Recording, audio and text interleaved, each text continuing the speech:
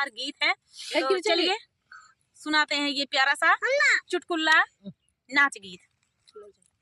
अरे पिपरा तारा सोई गए बुद्धि लड़ी कैया, पिपरा तारा सोई गए बुद्धि लड़ी कैया, पिपरा तारा सोई गए बुद्धि लड़ी कैया।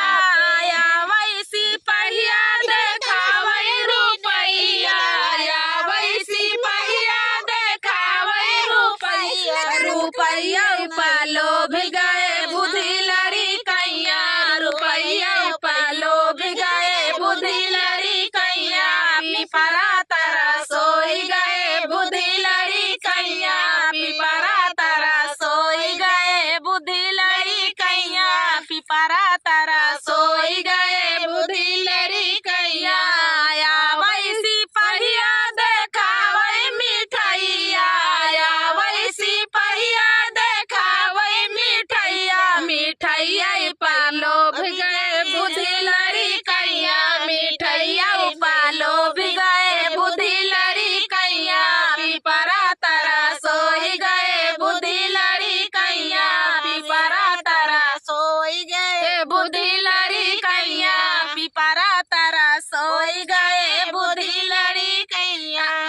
वैसी पहिया देखावै लहंगवा, या वैसी पहिया देखावै लहंगा, लहंगवा पालो भी गए बुद्धि लड़ी कैया, लहंगवा पालो भी गए बुद्धि लड़ी कैया, पिपरा तारा सोई गए बुद्धि लड़ी कैया, पिपरा तारा सोई गए बुद्धि लड़ी कैया, पिपरा तारा सोई गए बुद्धि लड़ी कैया। तो दोस्तों ये प्यारा सा चुटकुला नाच गीत आप सभी को कैसा लगा कमेंट में जरूर बताना दोस्तों। मिलते हैं अगले वीडियो में, तब तक के लिए नमस्कार। सुनाएंगे आप सभी के लिए सोहर गीत, सुनिएगा और बताइएगा कैसा लगा। बहुत ही प्यारा सोहर गीत है, फुल आवाज करके सुनना दोस्तों। ये सृष्टि लोकगीत है, इनकी बच्ची है छोटी, वही है सृष्टि, इतनी छोटी है और अभी खेल रही है। अभी आखिरी में दिखाएंगे आप सभी को। बढ़िया बढ़िया गीत सुनेंगे। हाँ तो अभी आप सभी को इनसे भी ज्यादा अच्छी अच्छी गीत गाती हैं वो, इतनी छोटी हैं। अभी इनकी बेटी है, लाडली हैं। और ये दीदी हैं गाने का सफर लोकगीत। सभी लोग दीदी का सपोर्ट करें। नया नया मोनो हुआ है, बड़ी खुशी की बात है आप लोग के प्यार दुलार से, सपोर्ट से, क्योंकि किसी एक के सपोर्ट से कुछ नहीं होता है, आप सभी के प्यार दुलार से हुआ है। तो चलिए दोस्तों सुनाते हैं ये प्यारा सा सोहर गीत। जब माये राह लिया अपन घरे अपने बाप घरे अपने बाप घरे हो, सखिया सोनावा का सुपावा पा छोरली त मोतिया लोरली त मोतिया लोरली नी हो, सखिया सोनावा का सुपावा पा छोरली त मोतिया